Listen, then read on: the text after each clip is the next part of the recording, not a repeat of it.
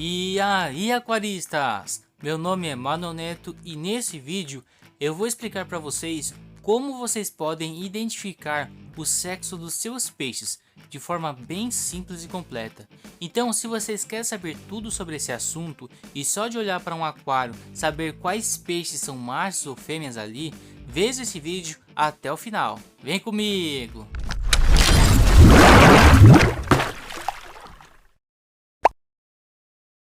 Bom pessoal, antes da gente começar, peço que não se esqueça de deixar o seu like aqui embaixo e se você não for inscrito, se inscreve, porque eu vou tentar trazer conteúdo com mais frequência sobre esse hobby que a gente adora. E também para a nossa família de selvagens continuar crescendo.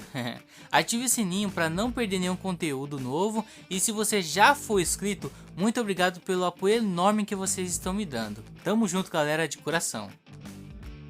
Bom, vamos lá. Primeiramente, vocês sabem o que é dimorfismo sexual? Quando falamos em como saber se o peixe é macho ou fêmea, o conceito de dimorfismo sexual é muito relevante. Embora usamos pouco no dia a dia, é algo com o qual estamos bem habituados. Por exemplo, quando conseguimos distinguir facilmente um leão de uma leoa. De maneira geral, o dimorfismo sexual é quando machos e fêmeas apresentam características físicas diferentes, sendo que essas não estão ligadas somente aos órgãos sexuais. No caso dos peixes, é muito importante lembrar que existem milhares de espécies em rios, lagos e oceanos, cada uma delas com suas características próprias. Enquanto algumas delas são sexualmente dimórficas, facilitando a tarefa, outras não apresentam diferença significativa entre machos e fêmeas. Isso sem falar das que conseguem até mesmo trocar de sexo, mudando suas características ao longo do tempo. Uma vez que as espécies de peixes são muito diversas, não existe uma regra única de como saber se o peixe é macho ou fêmea. Vai depender das particularidades do gênero ou da espécie a que cada indivíduo pertence. Por isso, eu vou listar algumas das famílias de peixes mais famosas do aquarismo e para cada família eu vou dar alguns exemplos para vocês terem como base na hora de analisar o sexo dos peixes. A primeira família de peixes que vamos falar é a Osoronemidae, que é a família dos peixes beta. Dentro dessa família é relativamente fácil, já que apresentam o dimorfismo sexual bem acentuado, ou seja, ao menos na fase adulta não é difícil diferenciar machos e fêmeas.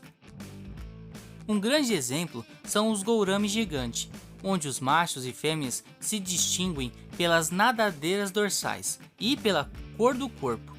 As nadadeiras dorsais dos machos são pontiagudas, enquanto as das fêmeas são levemente arredondadas, além de que os machos em época de reprodução mudam de cor, ficando bastante escuro, facilitando saber quem é quem. Já o grupo das colisas adotaram uma forma diferente para sinalizar se é macho ou fêmea, embora sendo da mesma família dos gourami. O exemplo disso são as colisa labiosa, onde as fêmeas, em seu estado natural, apresentam coloração prateada, enquanto os machos apresentam marcas oblíquas com finas tiras vermelhas e azuis ao longo de seus flancos.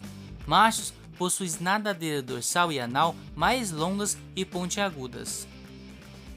Já outro grupo dessa família de peixes adotaram características ainda mais evidentes, como é o caso dos beta, onde machos apresentam cores muito chamativas, corpo bem desenvolvido, enquanto as fêmeas costumam ser menores e menos chamativas, e aparentemente é algo em comum em todos os tipos de betas, com poucas exceções.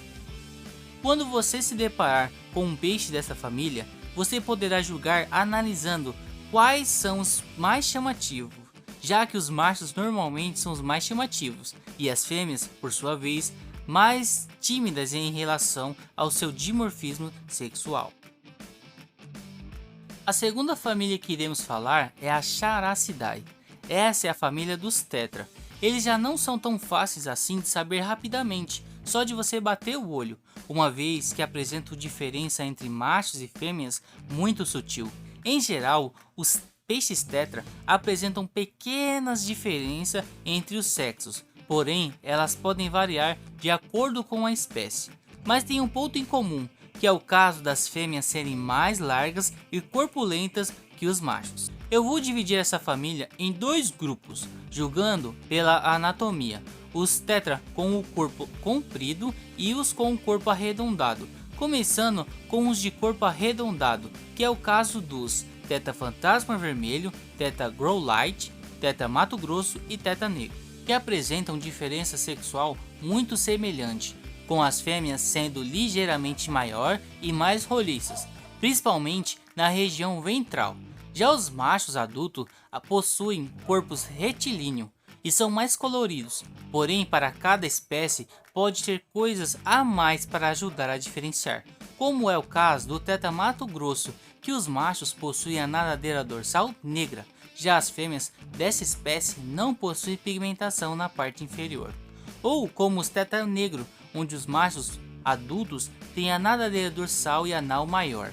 Essas características se estendem até mesmo para outros peixes que não são chamados de tetra, como é o caso dos lambari, onde as fêmeas também são levemente maiores e mais corpulentas.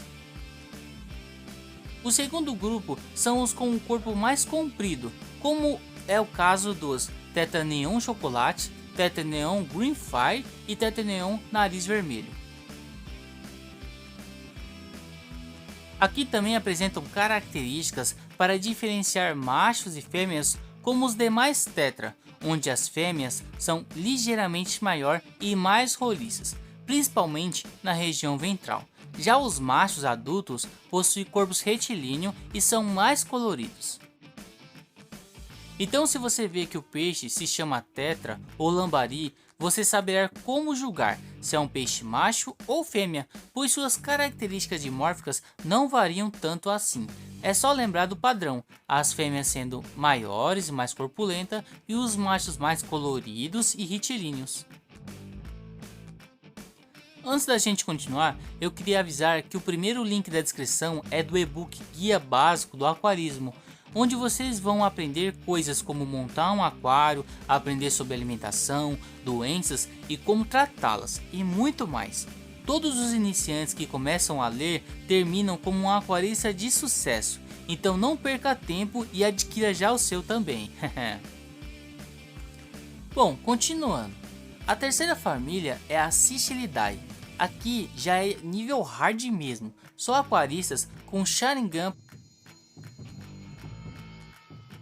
para diferenciar o sexo dessa família de peixes, uma vez que na maioria dos ciclídeos a diferença é quase inexistente. Porém, é para isso que eu estou aqui, para você que não é do clã Uchiha saber como identificar. Na maioria dos casos está ligado ao tamanho, pois os machos costumam ser maiores, como é o exemplo dos moinganos, onde ambos os sexos apresentam coloração idênticas, com a cor básica entre o azul escuro e o preto, e duas listras longitudinais de um azul vivo. Porém, é mais evidente nos machos, principalmente na época de reprodução. O mesmo vale para os Ramirezi, onde os machos são ligeiramente maiores e apresentam os primeiros raios das nadadeiras dorsais ligeiramente mais longas do que as fêmeas, além de serem mais coloridos. As fêmeas apresentam coloração avermelhada próximo à região pélvica na época de reprodução, além de apresentar a nadadeira anal levemente arredondada. Já outro grupo, como os acarabandeira e os peixe-oscar, o seu dimorfismo sexual não é evidente, exceto em época de reprodução. Porém, no caso dos acarabandeira, as fêmeas apresentam o ovipositor largo e virado para trás, e os machos têm um espermoderma fino e curvado para frente. Quando você se deparar com um ciclídeo, a melhor forma de diferenciar é esperando sua época de reprodução, onde os machos vão se destacar prontamente, facilitando saber quem é quem. A quarta e última família do vídeo de hoje é a Poecilidae, famosos por sua reprodução mega fácil, rápida e constante. E na maioria dos casos, a fertilização é interna, ou seja, os alevinos nascem dentro da barriga da fêmea. E o dimorfismo sexual desta família é bem distribuída, com espécies fáceis e outras difíceis de se distinguir. Variações das espécies de guppy são as mais fáceis, pois apresentam características semelhantes, como os machos apresentar a metade do tamanho das fêmeas e nadadeiras caudais longas e coloridas. A nadadeira anal é modificada em monopódio para a fertilização interna das fêmeas. As fêmeas são maiores e mais roliças e normalmente apresentam a coloração monótona, que também é o caso dos plati, onde os machos têm a nadadeira anal modificada também em monopódio, assim como a maioria dos poecilídeos. Embora a maioria dos poecilídeos a diferenciação entre machos e fêmeas seja muito semelhante na hora de analisar, há raras exceções, como as Molinésias velifera, que adotaram pequenas particularidades, como os machos dessa espécie apresentar nas nadadeiras dorsais pequenos pontos brilhantes. Uma dica: quando você encontrar um poecilídeo, analise o tamanho dos adultos, onde normalmente a maior e menos colorida serão as fêmeas, logo os machos serão o oposto disso. Entendeu? Você entendeu, velho? Bom pessoal, espero que vocês tenham gostado do vídeo. Se este vídeo bater 400 likes, eu trago a parte 2, com mais famílias de peixes, porém de água salgada. O link do Instagram do canal e a página do Face estarão na descrição, assim como o link do grupo do WhatsApp, beleza? Até o próximo vídeo e falou galera!